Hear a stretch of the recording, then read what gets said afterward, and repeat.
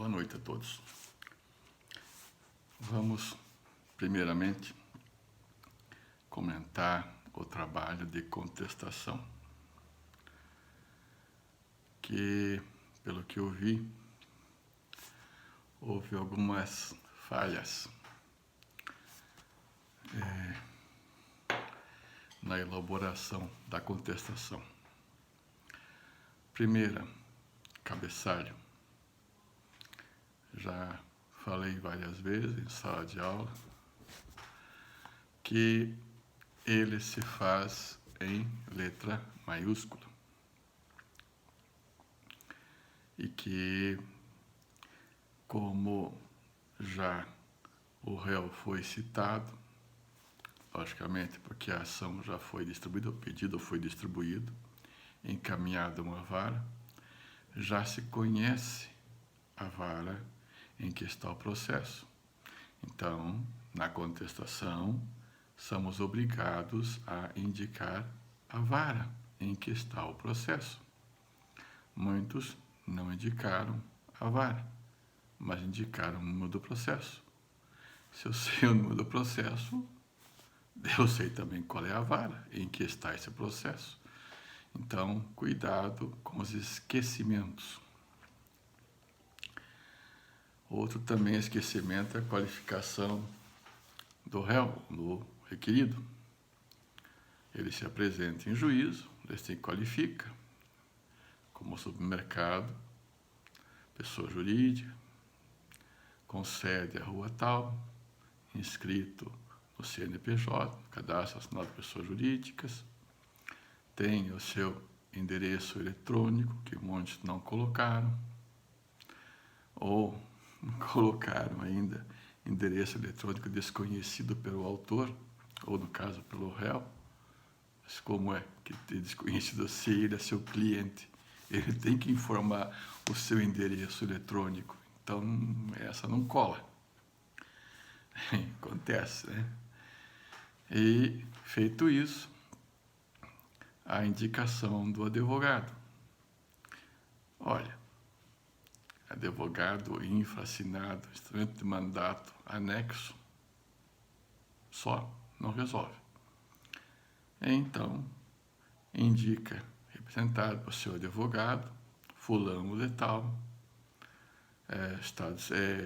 nacionalidade, estado civil, a inscrição junto à Ordem dos Advogados do Brasil, seccional Paraná, sob número X, e no CPF, Cadastro de Pessoas Físicas do Ministério da Fazenda. Muitos colocaram Cadastro Nacional de Pessoas Físicas. Não existe CNPG, CNPF. Só CPF, não CNPF. Então, muito cuidado. O nacional só na pessoa jurídica. Lógico, passando isso, o cadastro, o seu endereço eletrônico, o seu escritório profissional, aonde recebe notificações e intimações. Agora sim, instrumento de mandato em anexo, documento 1. Ou, como muitos colocam, instrumento de mandato procuração, 6 e meia dúzia. O nome correto da procuração é instrumento de mandato. Então, não vamos trocar. Feito isso, o que nós vamos fazer? Responder aos termos da petição apresentada pelo seu Gumercindo. Então, vamos contestar os termos. Então, vem a presença de Vossa Excelência apresentar contestação aos termos do autor, Gumercindo Guimarães, que passa a seguir 2 pontos. Síntese, é a síntese do pedido do autor. O que ele quer? Ele quer indenização, porque comprou tal coisa, tal gás refrigerante, e um deles estava com um inseto dentro.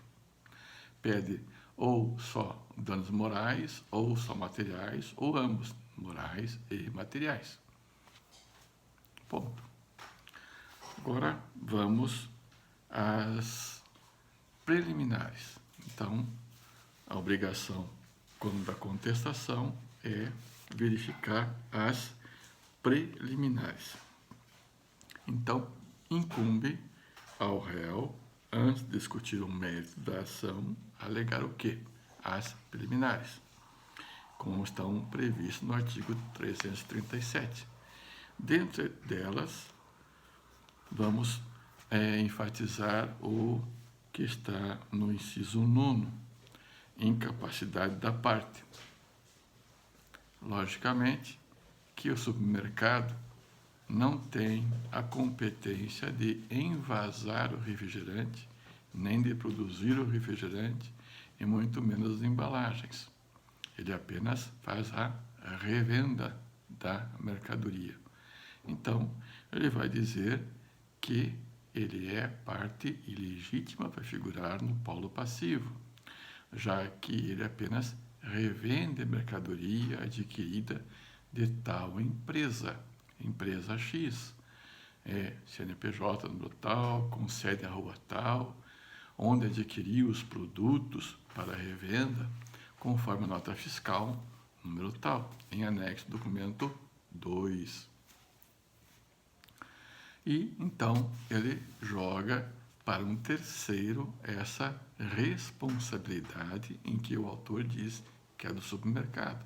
Então ele transfere essa responsabilidade para a terceira pessoa, aquela empresa que faz esse trabalho de envasar o refrigerante, produzir e envasar e revender, quer dizer, pôr à venda no supermercado. Ele compra e põe à venda. Indicando isso, com base no artigo 338, você indica e o autor vai ser intimado para responder. Se ele aceitar essa indicação, o juiz vai condená-lo nas custas e despesas processuais, bem como os honorários advocatícios, fixados de 3% a 5%. E se o autor não aceitar e quiser continuar com a execução somente contra o supermercado, e vocês só alegaram a preliminar e extinguiram o processo, cadê o mérito? Não tem. Não tem, revel. Sendo revel, confessou o que o autor falou. Perdeu. Então, sempre em contestação, alegamos preliminares e também defendemos a empresa no mérito. Então, alegada preliminar, se diz que a parte legítima e qual é o requerimento da preliminar? A extinção do processo, dizendo que a parte é legítima, e pede a condenação do autor nas custas e despesas processuais, bem como da verba honorária. Ponto. No mérito. O que pode alegar no mérito? O que você alega, primeiramente, parte ilegítima. Vamos de novo, vai ter que repetir tudo de novo, que você apenas revende mercadoria, que adquire mercadoria de tal empresa, ela que faz a produção do xarope, do refrigerante, envasa e põe para que o mercado a venda. E também outras empresas, outros estabelecimentos revendem a essa mercadoria. E vocês são um deles. Mas também o autor fala em dano material e em dano moral. Vocês vão ter que rebater o dano material e o dano moral. O dano material vai dizer o seguinte: a mercadoria, segundo está na petição, estava lacrada, não foi utilizada. Vocês poderão fazer a troca da mercadoria por um outro, um por um, ou fazer o quê? O que vocês vão poder alegar em dano material? Não pôde utilizar a mercadoria. Então, logicamente, que a substituição dessa refrigerante lacrado por um outro de igual, fechar essa questão material. E o dano moral? Também seguinte, conforme o CDC e também jurisprudência, não houve o consumo, há apenas um aborrecimento, um dissabor, não há fixação em danos morais. Tanto no dano material como no dano moral, nós temos que observar certas situações. A lei, a doutrina e a jurisprudência. Pelo menos uma de cada um dos pedidos. Dano material, lei, doutrina e jurisprudência. Dano moral, lei, doutrina e jurisprudência. Ok? Requerimento. Precisam pedir, em primeiro lugar, que seja apreciada a preliminar, extinguindo o processo por ser parte legítima. 2. No mérito, também, em extinguir o processo por ser parte legítima e condenando-se o autor a verbas de sucumbência, que seria custos de defesa pessoais e verbas honorárias. Aí, nesse caso, fixada de 10% a 20%. Como também dizendo que não há condições de indenização por dano material e nem moral. Depois, também requer a produção de todo o gênero de provas de direito admitidas, em especial documental, pericial, e depoimento de testemunhas ou até o depoimento do gerente do mercado, se quiserem.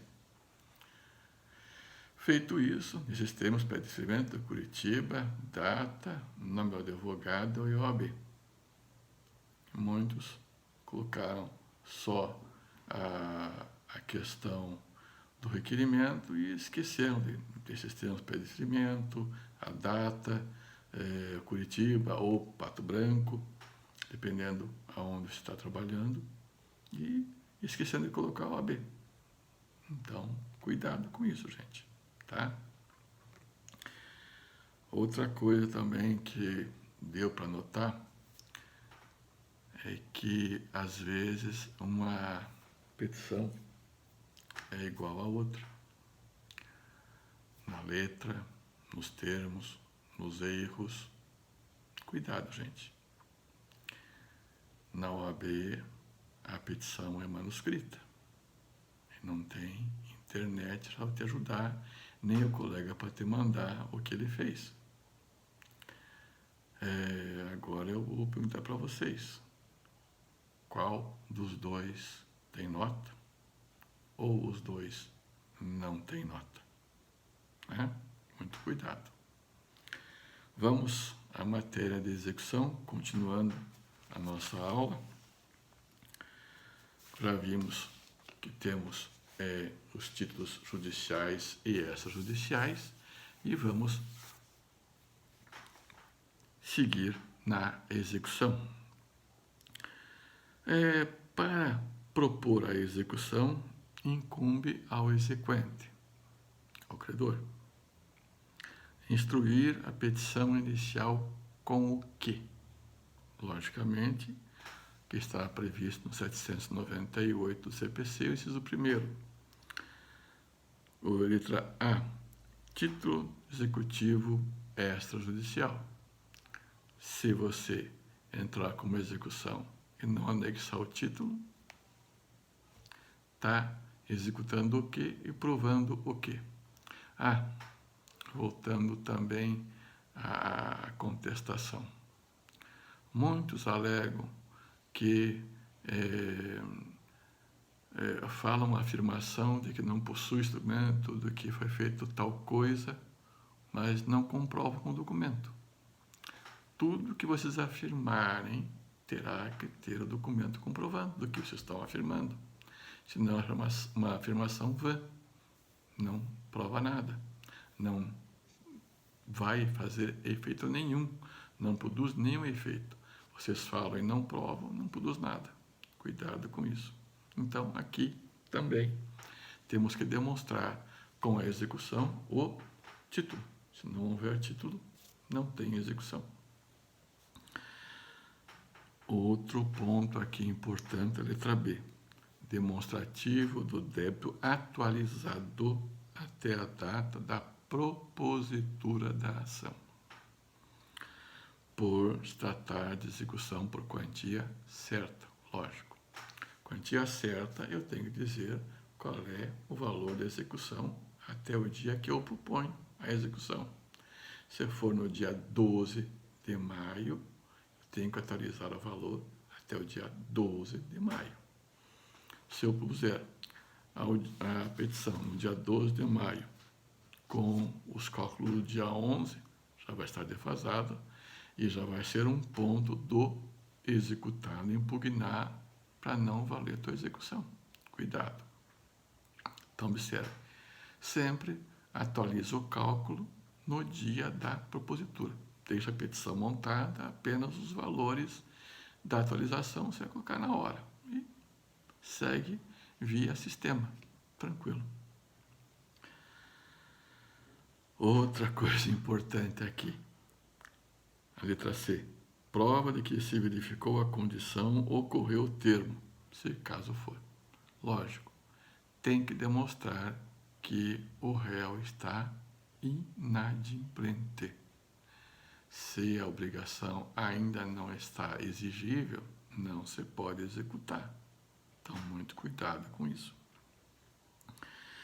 Prova, se for o caso, de que adimpliu a contraprestação.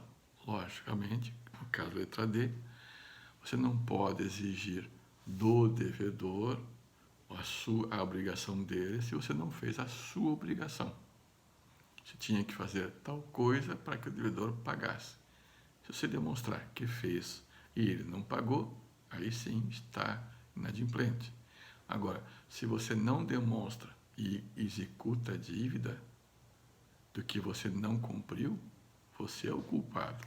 Então, você não pode exigir do terceiro, do devedor, uma obrigação que você ainda não cumpriu. Né? Então, muito cuidado com isso. Aqui, no item, inciso 2º, indicar a espécie de execução se de sua preferência, quando por mais de um modo puder ser realizada. Se eu posso fazer a execução de um ou do outro modo, eu vou dizer qual eu quero. Tá? B. Os nomes completos dos exequentes e do executado, autor e réu, credor e devedor, seus números de CPFs e CNPJ. Cuidado, não existe CNPF, é só CPF.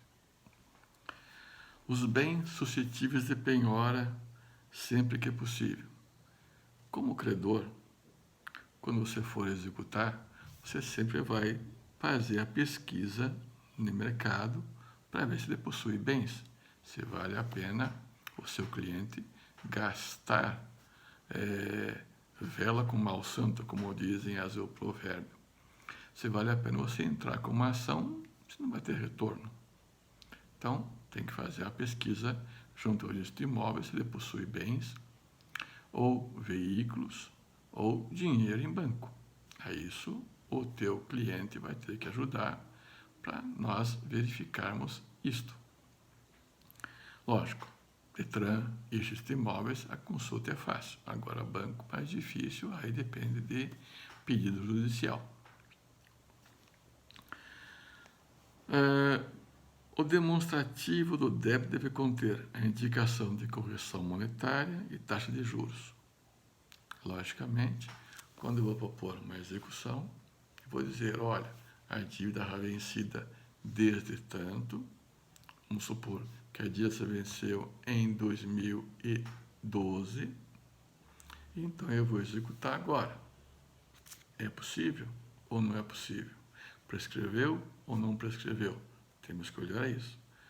Vamos ver se a dívida não está prescrita ainda. Então, atualiza-se pela correção monetária e juros e dá o total. Então, faz toda a atualização e dá o total desse valor. Logicamente, tem que fazer um quadro demonstrativo das atualizações. Pode ser feito na mesma petição ou em folha à parte. Então, se diz que o cálculo está em folha no documento 2, vamos supor. cálculo demonstrativo. Nesses cálculos, você vai ter que indicar também aonde está essa atualização, como é que você fez, qual é o índice de atualização que você utilizou. Temos as tabelas de cálculos, a ECalc, tabela ECalc, ou então a tabela de correção do Tribunal de Justiça, que já fez uma tabela atualizada agora, tem todas as atualizações. Entra no tribunal e tem lá cálculo de atualização de débitos, ou cálculo de atualização. Já vem a tabela, você vai ver o demonstrativo, como é que se usa, e pode ser aplicado nessas atualizações, indicando qual é a fonte que veio esse cálculo. Isso é obrigatório e não pode ser dispensado. Tem que ter. É obrigatório, gente. Vamos lá.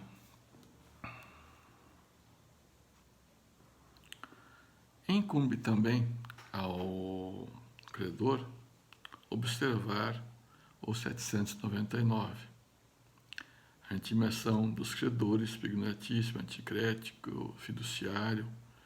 E então, vocês vão ter que ler todo esse artigo aqui para ver quais são esses artigos importantes para que vocês façam a execução. A quem vocês também têm que intimar, dependendo do bem que vocês indicarem. E vamos para o 824, que é a execução por quantia certa, que é mais comum. A execução por quantia certa realizar-se-á ou realiza-se pela expropriação de bens do executado, ressalvadas as execuções especiais. A expropriação consiste na adjudicação, na alienação, apropriação de frutos e rendimentos de empresas ou de estabelecimentos e outros bens. Antes da adjudicação ou alienação de bens, o executado pode, a todo tempo, remir a execução, pagando ou consignando a importância atualizada da dívida, acrescida de juros, custas e honorários advocatícios. Logicamente, enquanto a execução estiver andando. Depois de executado, de bem adjudicado, não tem mais volta. Então, tem que ser feito isso antes. Né?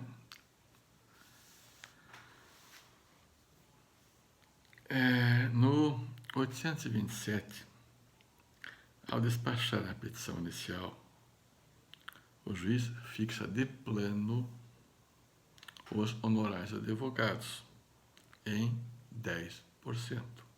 Isso já de plano. Chegou, já fixa em 10%. A serem pagos, lógico, pelo devedor executado. Aí a estimação faz para que pague em 3 dias. No caso de integral pagamento nos 3 dias, o valor dos honorários será reduzido pela metade, 5%. Isso para ajudar o devedor a cumprir a obrigação. Logicamente, mexe no bolso do advogado e não do credor. Né?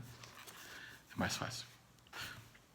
O valor dos honorários poderá ser elevado até 20% quando rejeitado os embargos. A execução, podendo a majoração, caso não opostos embargos, ocorrer ao final do procedimento executivo, levando-se em conta o trabalho realizado pelo advogado exequente. Tem 2 situações aqui. Uma, o processo de execução não comporta impugnação. Ele é executivo. Ele segue em frente, não para. Porque o título é uma confissão de dívida assinada, comprovado. Então, vamos discutir o quê? Não cabe discussão. A discussão vai estar nos embargos à execução. Aí sim, haverá todo o processo de discussão. Nesses embargos de execução, será processado à parte, haverá a impugnação do devedor, alegando que ele não deve, por qual motivo.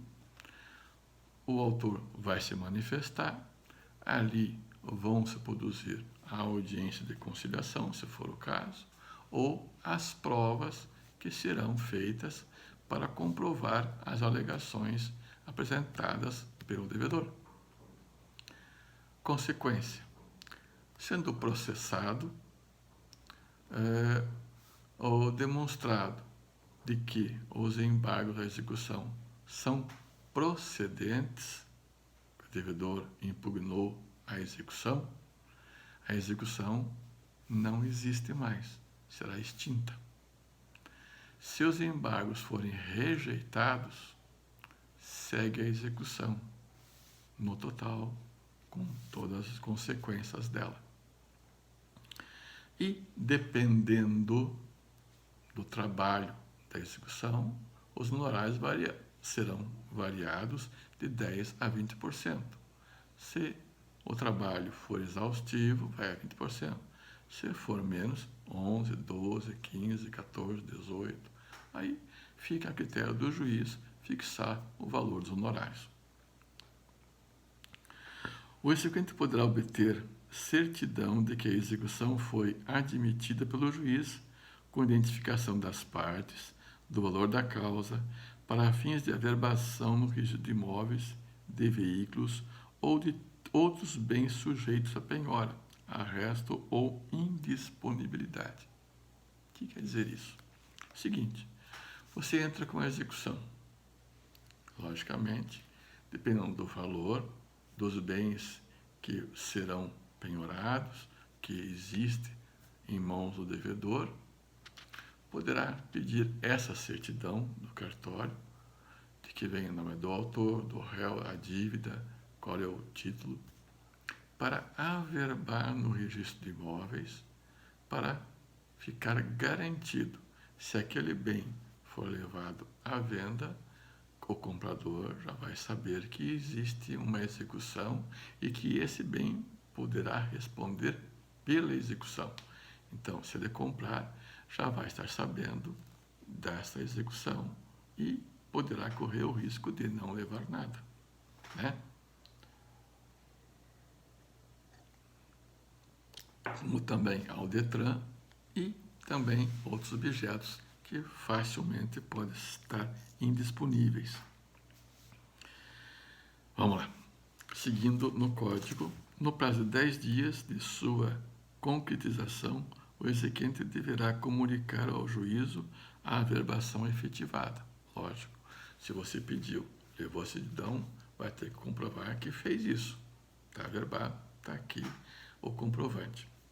Lógico, vai ter um gasto mas isso nós vamos ver daqui a pouquinho o porquê dessa cautela.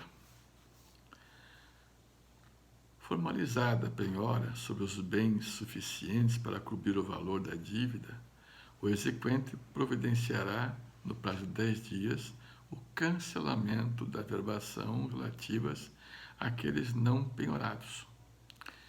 Se você fez a averbação em vários imóveis, em vários registros de imóveis, ou em vários bens do devedor, e depois da penhora verificar que somente 2 ou 3 ou 1 basta, e houve penhora de 4 ou 5, os demais terão que ser liberados. Vai ficar somente aquele que garanta a execução. Tá? Se não for feito, o juiz manda de ofício fazer o cancelamento dessa obrigação. Agora vem o ponto importante. Parágrafo 4º. Presume-se em fraude à execução, a alienação ou oneração de bens efetuada após a averbação. Então, por isso que você correu na frente. Se o devedor, a hora que for citado, fizer a venda do bem ou onerá-lo com penhora, com hipoteca, anticrese ou outra coisa, já estará lá a informação de que existe uma execução. e poderá ser anulado esses atos posteriores. Então, é esse ponto que é muito importante vocês levarem em consideração. Sempre na execução, dependendo do valor, lógico, tome essas providências aos imóveis ou ao Detran, para que o bem não seja alienado antes, que vocês segurem como garantia da dívida. Isso vai acontecer. Cuidado, porque isso vai acontecer com vocês. Verifiquem bem.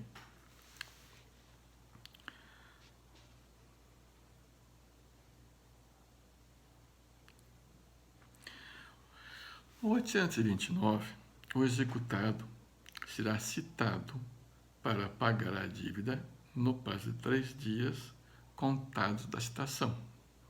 Lógico, ele é citado da execução, tem 3 dias para pagar. Logicamente, se não pagar, vai ter as consequências da penhora de bem. Mas como você já fez a execução, entrou com a execução, já está indicando o bem para a penhora, ou imóvel, ou, no caso, automóvel, ou móvel, no caso, e já pedindo a certidão para poder averbar este processo, já estará mais garantido. Então, o oficial de justiça penhorará e fará a avaliação para cumprir as suas determinações que o juiz, então, a hora que pedir mandado, faz a penhora e também já faz a avaliação do bem, intimando o executado, logicamente. A penhora recairá sobre os bens indicados pelo exequente, salvo se outros bens forem indicados pelos executados e aceitos pelo juiz, mediante demonstração de que a constrição proposta lhe será menos onerosa e não terá prejuízo ao exequente. Aqui também acontece algumas falcatruas. Logicamente que você penhorando um bem, e esse bem o devedor diz que não pode dispor, que por ser imprescindível para ele, ele pode pôr outros bens que garantam a execução, justificando ao juiz de que essa troca é benéfica também para o credor e também para o devedor, ele aceita e faz a substituição. Aí compete a vocês impugnarem. Isso pode acontecer. E acontecia antigamente, não sei se vocês vão lembrar, mas às vezes as pessoas faziam a penhora em um bem X, vinha o advogado do devedor indicando outro bem, uma fazenda de 400 alqueires, 500 alqueires no Pará, na Amazônia, no Acre, Rondônia. Logicamente que vinha com o registro de imóveis totalmente truncado. E se vocês forem afoitos e aceitarem, dançaram porque o bem não existe. Então você tem que ter o cuidado de checar a matrícula, checar se existe e se não existem outras penhoras nesse bem. Porque às vezes você está no 30º andar de uma fila de penhoras naquele imóvel, se existir. Outras vezes apresentam diamantes, pedras preciosas, para a garantia do bem. Então tira-se o imóvel e dá diamantes. Só que muitas vezes aconteceu já de que não eram diamantes, eram zircônia. E muitos processos foram levados a prejuízo em razão desse tipo de falcatrua. Outro também, mais recente, de que faziam a penhora de pedras verdes, tipo esmeraldas. Só que essas pedras as pedras são pedras anteriores a chegar na gema. São pedras esverdeadas de nenhum valor, apenas para peso de papel. Então eles davam 5 quilos dessas pedras em troca daquele bem, dando um valor fictício. A hora que fazia a avaliação, vinha a avaliação de 0, não valia nada. E atrapalhava o processo, ficava ele parado por algum tempo, ou muitos afoitos aceitavam a troca e ficavam sem nada. Então, aí o bem era vendido e acabava tudo. Então, lógico, tem como recuperar numa ação pauliana, mas isso levará muito tempo. Então, cuidado com esse tipo de substituição. Chequem primeiro para verificação se aceitam ou não. Se o oficial de justiça não encontrar executado, arrestar-lhe-á tantos bens quanto bastem para a garantia da execução.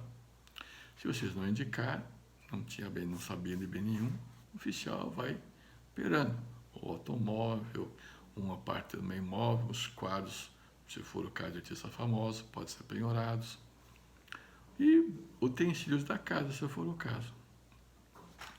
Nos 10 dias seguintes à efetivação do arresto, o oficial de justiça procurará o executado por 2 vezes, em dias distintos, e, havendo suspeita de ocultação, realizará a citação com hora certa, certificando os autos. Logicamente, tem que ter esse cuidado. Incumbe ao exequente, ao credor, requerer a citação por edital, uma vez frustradas a citação pessoal ou com hora certa. Aperfeiçoada a citação, transcorrido o prazo de pagamento, no caso 3 dias, o arresto converter-se-á em penhora, independente de termo. Então, já vai para a penhora. A penhora deve recair sobre tantos bens quanto bastem para o pagamento do principal atualizado, dos juros, das custas e dos honorários advocatícios, previsto no 831. Agora, um cuidado que vocês têm que ter é no 832 e 33. Não estão sujeitos à execução de bens em que a lei considera impenhoráveis ou inalienáveis. E aqui, no 833 e seguintes, vem a enumeração desse tipo de bens que não podem ser penhorados e não serão alienados. Lógico, no 834 há uma exceção. Podem ser penhorados, à falta de outros bens, os frutos e rendimentos dos bens inalienáveis. Tá? E também no 835, a penhora observa-se-á preferencialmente a seguinte ordem. As penhoras têm uma ordem de graduação de penhora. Então, primeiro, os bens, aqui no caso, dinheiro, em espécie, depósito, aplicação em instituição financeira, então, graduação de dinheiro, título da dívida pública, título de valores, veículos via terrestres, bens imóveis, bens móveis em geral, semoventes, navios e aeronaves, já estão lá no 8º item da graduação. Então, prefere pegar dinheiro, títulos, veículos, imóveis, e depois o aviãozinho, ou o naviozinho dele. Né? Ações de quantidade percentual, no 11º, pedras e metais preciosos, direitos. Então, tem toda uma relação que vocês vão ter que ficar atentos para que, havendo um bem na relação, tem que seguir ela. Não pode ir furando. Não, eu quero aquele. Não. Essa é a relação. Primeiro esse, depois esse. Tá? 835.847. O executado pode, no prazo de 10 dias, contado da intimação da penhora, requerer a substituição do bem penhorado, desde que comprove que ele será menos onerosa e não fará prejuízo ao exequente. Então, a regra geral é a menor onerosibilidade ao devedor. O credor que se vire. O devedor não pode sofrer muito ônus, menor ônus possível para ele.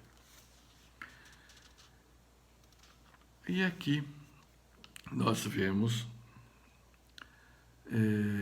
o juiz só autorizará a substituição se executado, comprovar as respectivas matrículas, registro. Então descreve todas as formas como poderá ser feito.